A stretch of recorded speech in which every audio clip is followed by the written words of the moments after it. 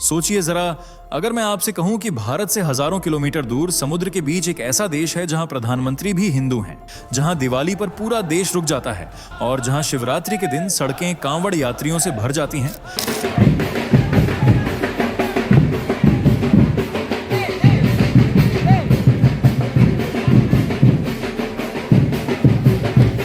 तो आपका पहला सवाल क्या होगा? ये कैसे मुमकिन है? ये देश कौन सा है और दुनिया इसे क्यों नहीं जानती?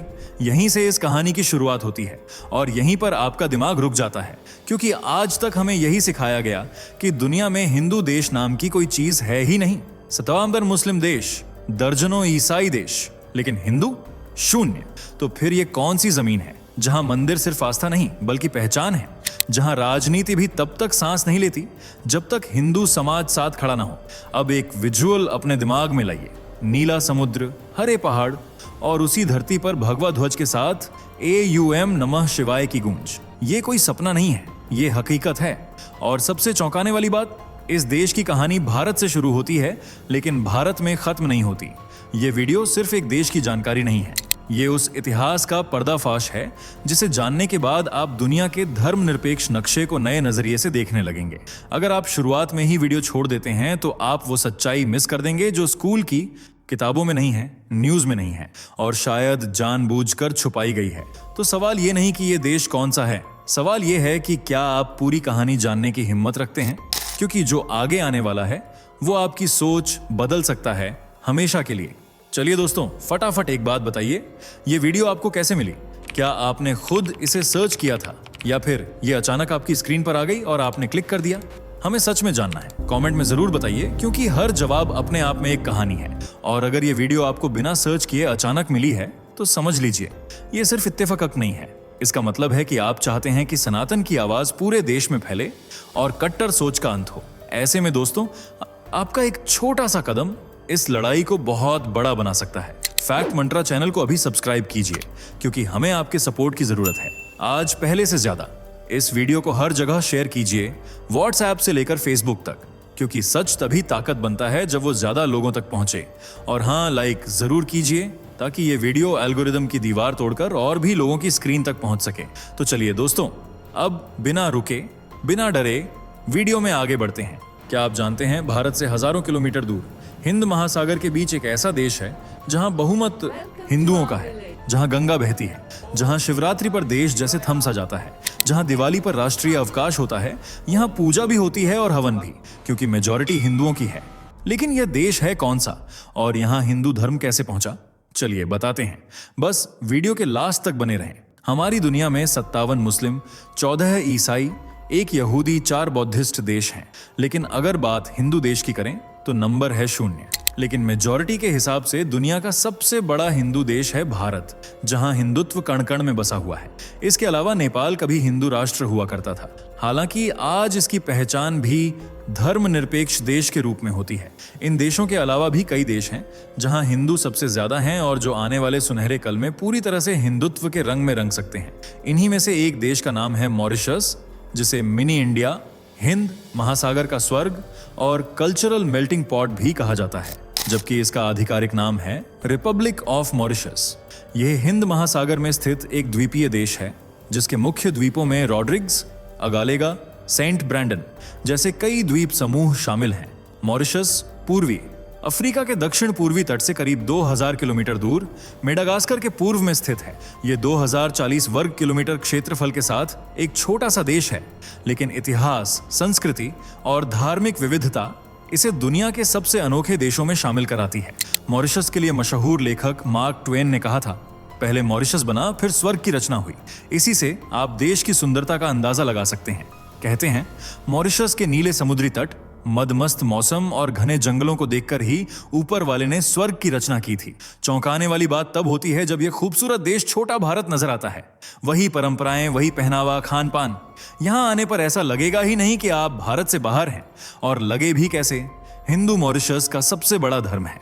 देश की कुल आबादी 12,68,280 है, जिनमें से 49 से 50% लोग हिंदू हैं, जबकि 32% ईसाई, 17% मुसलमान और 0.4% बौद्धिस्ट हैं।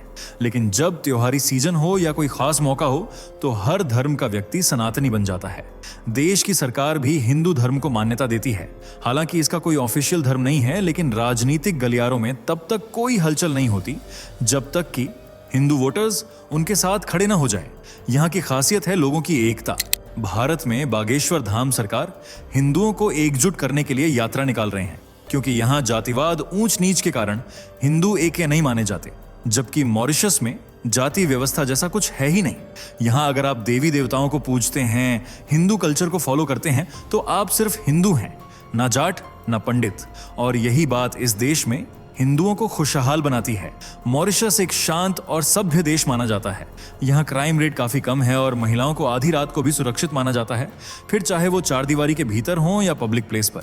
यह अफ्रीका का एकमात्र ऐसा देश है जहाँ हिंदू धर्म सबसे ज्यादा प्रचलित है। हिंदुओं के प्रतिशत के मामले में यह दुनिया का तीसरा सबसे बड़ा देश है। पर हिंदू यहाँ पहुंचे कैसे, ये समझने के लिए हमें देश के इतिहास में झांकना होगा। माना जाता है कि मॉरिशस की खोज 15वीं शताब्दी में हुई थी, जब अरब नाविकों का इस द्वीप पर आना हुआ। उन्होंने इसे अरोबी नाम दिया। इसके बाद 16वीं शताब्दी में पुर्तगालियों ने यहाँ डेरा जमाया और 1638 में डच पहुंच गए। कहते हैं कि पहली बार डचों ने ही इस भूमि को मॉरिशस नाम दिया था, जो आज भी चलन में है। उनके बाद फ्रांसीसी और फिर ब्रिटिश शासन की पकड़ मजबूत हुई। देखा जाए तो मॉरिशस को असल पहचान फ्रांसीसियों के समय में मिली थी, जो 1715 में आए और करीब 100 सालों तक इस देश पर राज किया। लेकिन ब्रिटिशर्स के मजबूत हथियार और कूटनीति से भरी चालों ने 1810 में उन्हें मॉरिशस छोड़कर जाने को मजबूर कर दिया। पेरिस की संधि के तहत फ्रांसीसियों ने अपना राजपाट यूनाइटेड किंगडम को सौंप दिया। इस तरह जमीन का यह टुकड़ा अंग्रेजों के कब्जे में आ गया और मॉरिशस उनके लिए काफी फायदेमंद साबित हुआ, क्योंकि यहाँ की जलवायु उष्णकटिबंधीय ट्रॉपिकल है। ऐसे में ये गन्ना, कपास, तंबाकू और अन्य नकदी फसलों के लिए बेस्ट ऑप्शन है, खासकर गन्ने की खेती के लिए, जिसे उगाकर ब्रिटिशर्स मुख्य चीनी एक्सपोर्टर बनना चाहते थे। और ऐसा हुआ भी। देखते ही देखते डिमांड बढ़ती चली गई। मांग के साथ ही ब्रिटिशर्स को मजदूरों की जरूरत भी पड़ती गई, लेकिन वे चाहते थे कि कम लागत में ज्यादा प्रॉफिट हो और उसके लिए सस्ते मजदूर चाहिए थे, जबकि मॉरिशस या यूरोप से लाए जाने वाले लोग ज्यादा मजदूरी चार्ज करते थे। ऐसे में अंग्रेजों ने भारतीयों को मॉरिशस ले जाने का सोचा। हालांकि 1835 में ही ब्रिटिश सरकार ने गुलामी प्रथा को खत्म कर दिया था। ऐसे में अब उन्हें गुलामों की तरह लाना पॉसिबल नहीं था। तब अंग्रेज भारतीयों को इंडेंचर्ड लेबरर्स यानी गिरमिटिया मजदूरों के रूप में मॉरिशस लेकर पहुंचे, जिनमें उत्तर प्रदेश, बिहार, झारखंड, कलकत्ता, तमिलनाडु, आंध्र प्रदेश और महाराष्ट्र समेत तमाम राज्यों के लोग थे और ज्यादातर हिंदू थे। 1834 से 1920 तक करीब 5 लाख भारतीय मॉरिशस ले जाए गए। इनमें से कुछ कॉन्ट्रैक्ट खत्म होने के बाद अपने वतन वापस लौट आए, जबकि कुछ वहीं के होकर रह गए। उन्हीं के जरिए हिंदू संस्कृति भारत से 7 समुंदर पार मॉरिशस में भी जिंदा हो गई। इन लोगों ने न तो अपना धर्म छोड़ा और न ही भाषा, जिस वजह से यहाँ भोजपुरी, हिंदी, तमिल, तेलुगु, मराठी और संस्कृत भी सुनने को मिलती है। वहीं ज्यादातर हिंदू मॉरिशस क्रियोल बोलते हैं, जबकि राजनीति से जुड़े हिंदू हिंदी को अपनी मातृभाषा और पैतृक भाषा के रूप में इस्तेमाल करते हैं, जिस वजह से कुछ 10 से 20% लोगों के अलावा सभी मॉरिशस वासी हिंदी को अच्छे से समझते हैं। वहीं ग्रामीण क्षेत्रों, उत्तर मध्य क्षेत्र में रहने वाले हिंदू भोजपुरी को अपनी मूल और मातृभाषा मानते हैं, क्योंकि यह इलाका पश्चिमी बिहार और पूर्वी उत्तर प्रदेश राज्य के गंगा मैदानी क्षेत्रों से जाकर बसे हिंदुओं से भरा है, जिनकी मूल भाषा भोजपुरी है। वहीं ऑफिशियल भाषा अंग्रेजी है, लेकिन यह ऑफिशियल काम के अलावा आम बोलचाल में कम ही सुनने को मिलती है। मॉरिशस में हिंदू धर्म का कितना प्रभाव है, इसका अंदाजा आप यहां से लगा सकते हैं कि देश के पहले प्रधानमंत्री भी हिंदू ही थे, जिनका नाम है सर शिवसागर रामगुलाम, जिन्हें देश का राष्ट्रपिता भी कहा जाता है, क्योंकि रामगुलाम परिवार ने ही मॉरिशस में भोजपुरी भाषा और धर्म को लेकर लोगों को एकजुट रखने का काम किया था। 1930 आते आते उन्होंने ही अंग्रेजों के खिलाफ पहली बार आवाज उठाई और उन्हें मॉरिशस से खदेड़ने के लिए जमीन आसमान एक कर दिया। उनके पिता भी बिहार से मजदूरी करने मॉरिशस पहुंचे थे। अपने पूर्वजों की मेहनत और मजदूरों पर हो रहे जुल्मों को देखते हुए उन्होंने मजदूरों के अधिकारों को लेकर बड़े स्तर पर प्रदर्शन किए, जिस वजह से 1968 में देश को आजादी मिली और शिवसागर रामगुलाम 12 मार्च 1968 को देश के पहले प्रधानमंत्री बने। उनके बाद सर अनिरुद्ध जगन्नाथ ने 2000 में पीएम पद की शपथ ली। और वे भी इंडो मोरिशियन रहे।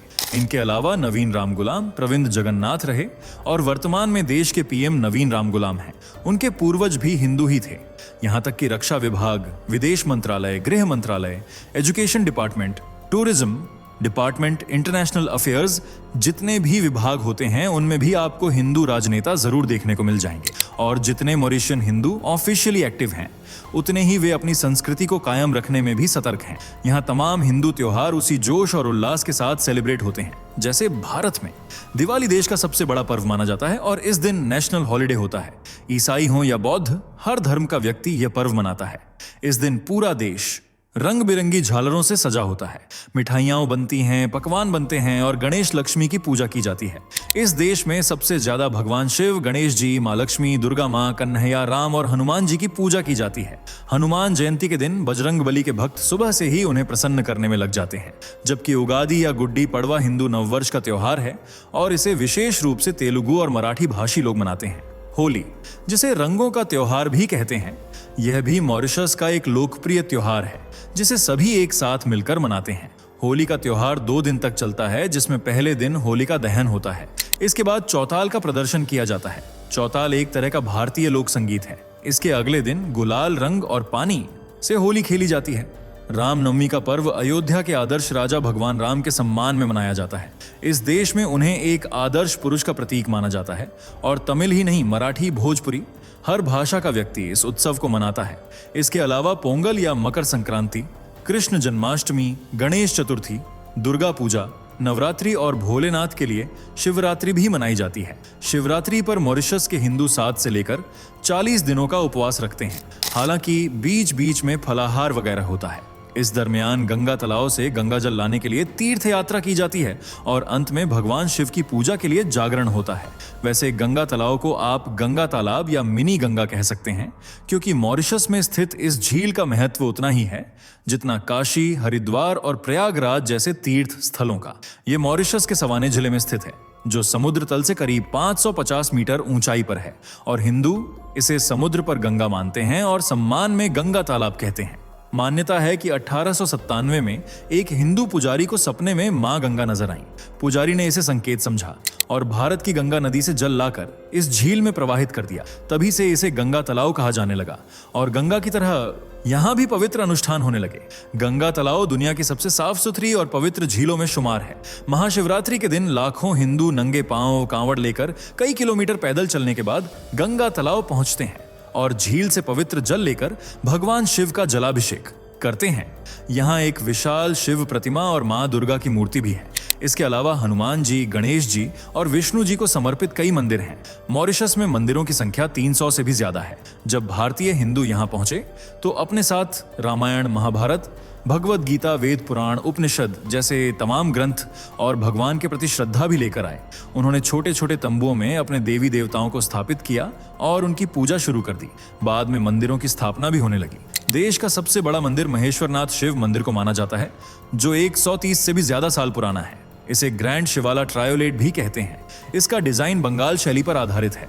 ये भगवान शिव को समर्पित है और भगवान शिव की करीब 33 मीटर ऊंची प्रतिमा मंदिर के गर्भगृह में विराजमान है। यहाँ पवित्र शिवलिंग के साथ देवी पार्वती और भगवान गणेश की मूर्तियां भी स्थापित हैं। इसके साथ ही कार्तिकेय और द्वारपाल नंदी जी भी पहरा दे रहे हैं। शिव परिवार के साथ ही देवी लक्ष्मी, भगवान नटराज, हनुमान, जगन्नाथ और देवी काली को भी मंदिर में स्थापित किया गया है। ये मंदिर ट्रायोलेट पोर्ट लुइस से करीब 11 किलोमीटर दूर है।